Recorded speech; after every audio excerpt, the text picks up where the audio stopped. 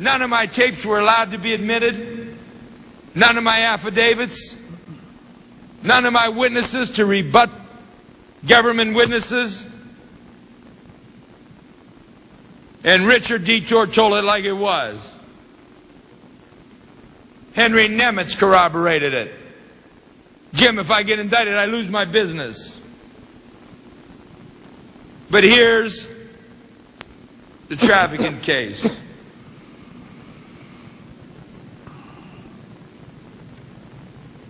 In 2001, Mr. Bush was president.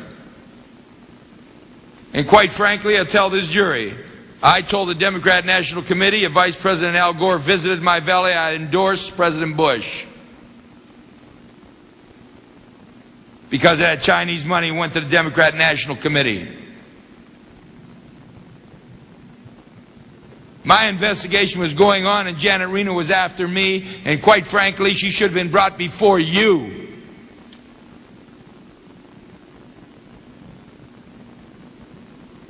And that's the genesis here. The 1983 embarrassment where I beat the hell out of him. The only American in history. Janet Reno. And an FBI investigation I was conducting in my own valley that will make the mob Boston connection look like a choir body. Now I have submitted for the congressional record details of murders through FBI affidavits signed by FBI agents of whom killed whom, and they were never brought to a grand jury. Never. And I'll be damned if an FBI agent by the name of Anthony Speranza will compromise one of my constituents in a state of mental instability, desperately trying to maintain custody of her child. And this guy believes her that he's got so much steam, he'll help her keep the custody of her child. She told me my mother's 87 years old, I want to just let it go. He didn't push me to the ground, but I hated the creep. Ladies and gentlemen, I'm a sheriff. To compromise a woman in a state of mental instability in the state of Ohio is a felony 1. That's rape. And I want that bastard in jail.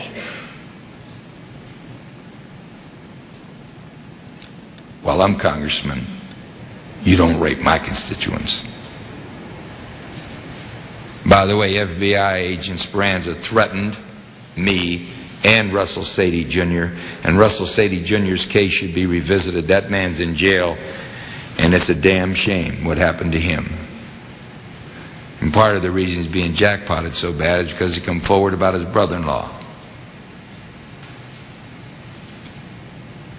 There's no conspiracy. That jury was right. They didn't like the way I treated the judge. Quite frankly, that judge and I did have a hell of a conflict. And when you look at the judge, you talk to her, quite frankly, she's a nice lady. And I probably should have been a little bit more diplomatic. But when they go outside and say, Cafaro was the least credible witness, well, why'd they accept his testimony and throw out Sabatines? They all said they didn't know Traficant, but they said, he was flamboyant. I knew he was flamboyant. But most of those members of Congress are crooks, and he got caught.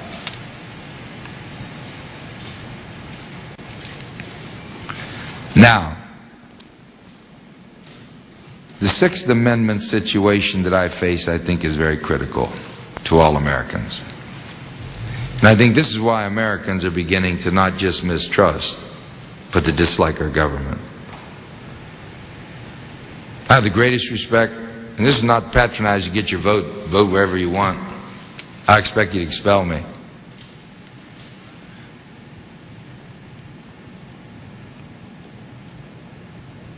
I love the armed services. I love the GSA that I worked with as chairman, and now I meet Mr. LaTourette as their chairman, and they got a good one. He better help my district after I'm in jail too, or I'll come visit him.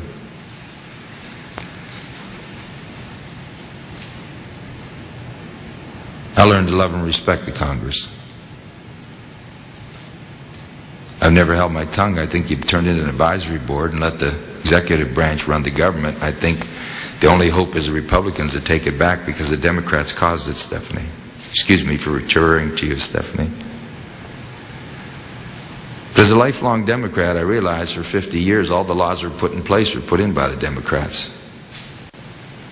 They wouldn't even hold hearings on my IRS reform. All of my IRS reforms were put in by Chairman Archer, a Republican. I think the only hope now, nothing to do with any quid pro quo, and the reason why I voted for Speaker Hastert, right to the point. I think he gives America the best chance, and your party. And I think the main thing you have to do is take back the trust of the American people. They dislike our government. I hate the FBI, the Justice Department, the Treasury Department, the Internal Revenue Service, because they intimidate our people and invoke fear. And in America, no one should fear the government. And I'll be damned. I'm prepared to go to jail, and for the length of time I'll spend in jail, Ms. Jones, I will die in jail. But you know what?